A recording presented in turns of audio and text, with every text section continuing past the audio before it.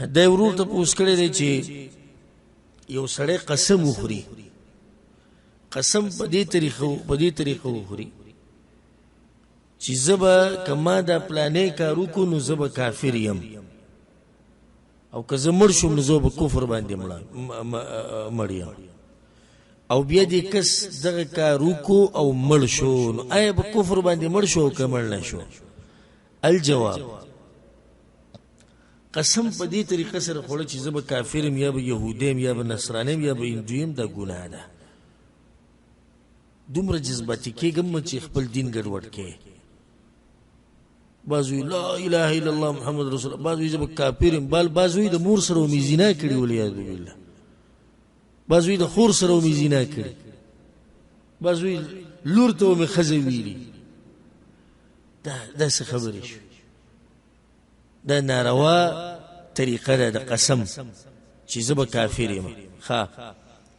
په حدیث کې د راځي په صحیح بخاري صحیح مسلم کې د ثابت بن الضحاک رضی الله عنه روایت ته من حلف بملة غیر الاسلام كاذبا متعمدا فهو كما قال.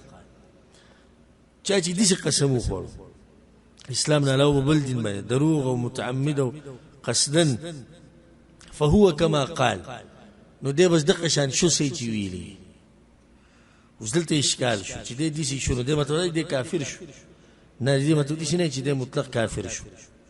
فهو كما قال، نو دې هم هغه شان شو څنګه چې د وی خو په شرط د دې چې د اراده یې د کفر دا خبره کړي په دې ښه سوچ او سمجي وته چې زه به کافر کېږم والعیاذ بالله، نه کچرته دا سوچ وو نو به دې څه شو؟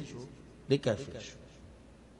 او کنه د مبالغه کوله ځان دې یو کار نه منع کوو چې زه به پلانې کار نه کوم، او کچرته مې دا کار وکړو زه به یهودی یم، زه به نصرانی یم، زه به هندو یم، زه به مجوسي یم، زه به کافر یم، نو دا بیا ګناه ده، د دې نه به توبه وباسي او کافر کېږي نه.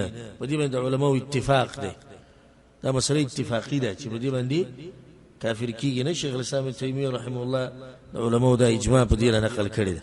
اختلاف صرف دې کې دی چې په ده باندې کفاره د قسم شتي او که نه، ځکه چې بعض علماو دا قسم نه دی، خو صحیح خبرداری چې کفاره پې شتي.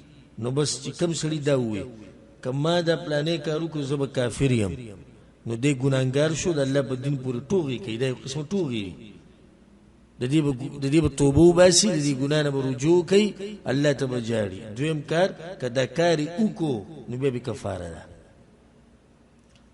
کفاره د قسم هغه موږ نور ځایونو کې ښه واضح کړې.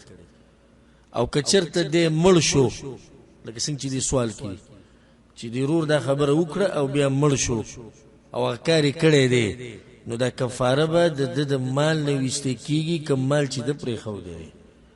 سورة النساء کې ما د میراث مسلې تفصیلا ذکر کړی، هلته پکې موږ دا هم ذکر کړی وه چې کله یو انسان مړ شي د هغه نه مال پاتې شي، نو په دې کې د انسانانو چې کوم حقوق دي هغه به ویستې کېږي، د الله چې کوم حقوق دي هغه به ویستې کېږي، وروسته به دا مال به تقسیمېږي.